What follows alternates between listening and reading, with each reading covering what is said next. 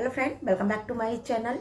और हर हाउसवाइफ जो होती है तो अपने घर के लिए, अपनी फैमिली के लिए सुबह से शाम तक काम करती है, तब भी उसका काम जो होता है तो ख़त्म नहीं होता है। वो अपने लिए समय नहीं निकाल पाती है, और यदि समय रहता भी है तो उसकी एनर्जी इतनी निकल चुकी होती है कि वो अपने लिए कोई भी समय मतलब काम करने के लिए फिर उतनी उसमें एनर्जी नहीं रह जाती है। तो आज आपको बताएं कि जो वर्क सिंप्लीफिकेशन है या कार्य का सरलीकरण है, कि हम किसी भी काम को किस तरह से करें कि उसमें हमारी एनर्जी और टाइम दोनों बच जाए। और यदि इस चीज़ को हम फॉलो करते हैं तो हम अपने लिए काफ़ी टाइम भी निकाल सकते हैं और साथ में अपनी एनर्जी भी बचा सकते हैं। तो आज हम आप इसी टॉपिक पे बात करेंगे।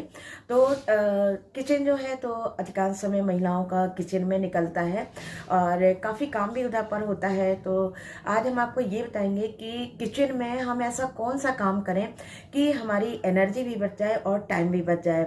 यदि टाइम बचता है तो हम अपने लिए कुछ समय निकाल सकते हैं और अपने लिए कुछ और काम भी कर सकते हैं।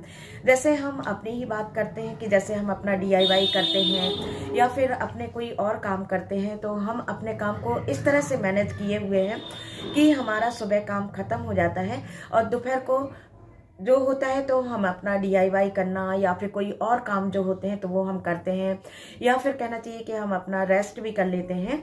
तो इस तरह से हमको टाइम और एनर्जी दोनों बचाना है, जिससे कि जो भी हाउसवाइफ हैं या जो भी महिलाएं हैं तो अपने लिए भी टाइम निकाल सकें, अपने शौक पूरे कर सकें, जो भी उनकी हॉबी है तो उसको कर सकें। और साथ में और वो ये तभी कर सकती हैं यदि टाइम है भी, लेकिन यदि हमारी एनर्जी पूरी तरह से निकल चुकी है तो फिर हम दूसरा काम अपने लिए नहीं कर सकते हैं।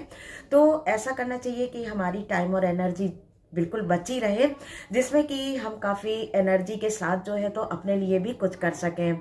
तो चलिए आज पहले किचन की तरफ चलते हैं और देखते हैं कि किचन में हम ऐसा क्या करें कि हम महिलाओं के लिए का जो है तो टाइम और एनर्जी दोनों बच जाए। तो चलिए देख लेते हैं कि किस तरह से हमको अपने किचन में काम करना है। सबसे पहले हम लेते हैं फ्रिज को।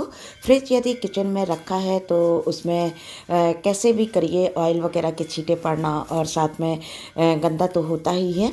तो इसको रोज़ यदि हम चाय बना रहे हैं या सब्जी बना रहे हैं, उस टाइम पे यदि हमारे पास खाली टाइम है तो उसको एक कपड़े से लेके तुरंत पोंछ दीजिए, जिसमें कि उसमें गंदगी जमे नहीं। गंदगी जमने के बाद यदि हम उसको क्लीन करते हैं तो काफ़ी समय लग जाता है, और रोज़ के रोज़ यदि हम इस तरह से क्लीन करते हैं तो उसमें समय नहीं लगता है।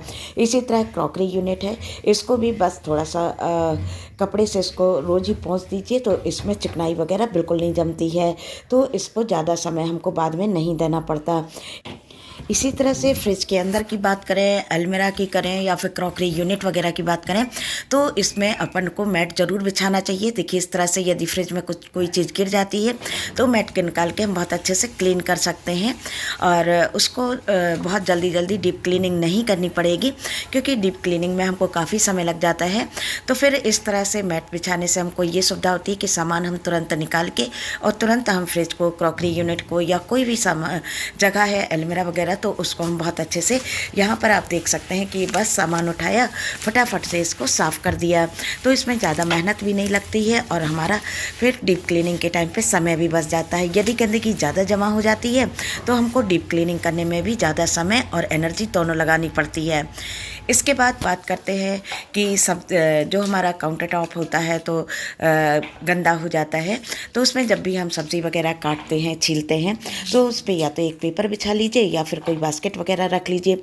इससे क्या होता है कि हम कोई भी सब्ज़ी काटते हैं तो उस टाइम पे उसी पे गिरती है, और बस उसको फोल्ड करना है हमको और तुरंत उसको डस्टबिन में डाल देंगे। इस तरह से आप देखिए कि इधर पर सब्ज़ी को काटना है और जो ये पेपर है तो इसको फोल्ड करके बस सीधे डस्टबिन में डाल देना है। आप देख सकते हैं कि आपका काउंटर टॉप जो है तो बिल्कुल साफ़ सुथरा बना रहेगा, उसमें एक्स्ट्रा जो है तो क्लीनिंग नहीं करनी पड़ेगी। इसके साथ यदि आप दाल बना रहे हैं, सब्जी बना रहे हैं और आपके पास किचन में समय है तो आप साइड में कुछ पड़े हुए यदि बर्तन हैं सिंक में तो उनको क्लीन कर सकते हैं, या फिर जो आपके पूजा वगैरह के बर्तन होते हैं तो उनको भी आप खड़े खड़े क्लीन कर सकते हैं। तो एक साथ आपके दो काम हो जाएंगे, तो उतना आपका समय जो है तो वो बच जाएगा, और इससे आप का जो दूसरा टाइम है दूसरे चीज़ के लिए भी आप समय निकाल पाएंगे। इधर पर देखिए हमारा रात का समय था और बस इधर पर हमने अपने पूजा के बर्तन, दाल और सब्जी बनने को रख दी थी और इधर पर हमने पूजा के बर्तन वो जो हैं तो उनको हमने क्लीन कर लिए थे। इसके बाद जो हम आपको बता दें कि बहुत सारी चीज़ें ऐसी होती हैं जिनको करने में काफ़ी समय लगता है, जैसे लहसुन छीलना, मटर छीलना या फिर भाजी वगैरह को काटने में हमको काफ़ी समय लगता है। तो इसलिए जिस टाइम पे हम खाना बनाते हैं उस टाइम पे यदि ये काम करते हैं तो हमारा काफ़ी समय चला जाता है। इसलिए हमेशा कोशिश करिए कि जब हम टीवी देख रहे हैं, बात कर रहे हैं या कुछ ऐसे टाइम पे हम खाली बैठे हैं तो जैसे लहसुन छीलना, मटर छीलना, तो इनको करके हम रख सकते हैं। जैसे कि इधर पर हमने लहसुन छील के और एक एयर टाइट डिब्बे में इसको भर के आप रख लीजिए और बस इसको जब भी आपको सब्ज़ी बनाना है तो फटाफट से इसको निकाल के और बस यूज़ करना है। इसी तरह से मटर को भी आपको छील के रख लेना है और साथ में भाजी वगैरह जो होती है तो उसको काटने में काफ़ी समय लगता है। तो भाजी काटते समय हमेशा एक बात का ध्यान रखिए, या तो फ्रेश भाजी को काटिए और यदि आपको तुरंत नहीं काटना है तो ये देखिए हमने रात को इसको अच्छे से वॉश करके और खुले में इसको रख दिया था, तो भाजी जो है तो बिल्कुल फ्रेश हो गई थी और इसको काटने में भी काफ़ी आसानी हो जाती है। यदि एक आध समय भाजी रखी रह जाती है तो उस टाइम पे भाजी को काटना थोड़ा सा मुश्किल हो जाता है। तो चलिए बताइएगा ज़रूर कि आज का मेरा वीडियो आपको कैसा लगा, और यदि अच्छा लगा हो तो लाइक, कमेंट, सब्सक्राइब जरूर करिएगा, बेल बटन प्रेस करना बिल्कुल ना भूलिएगा। तो चलिए फिर मिलते हैं एक और नए इंटरेस्टिंग वीडियो में, तब तक के लिए थैंक यू।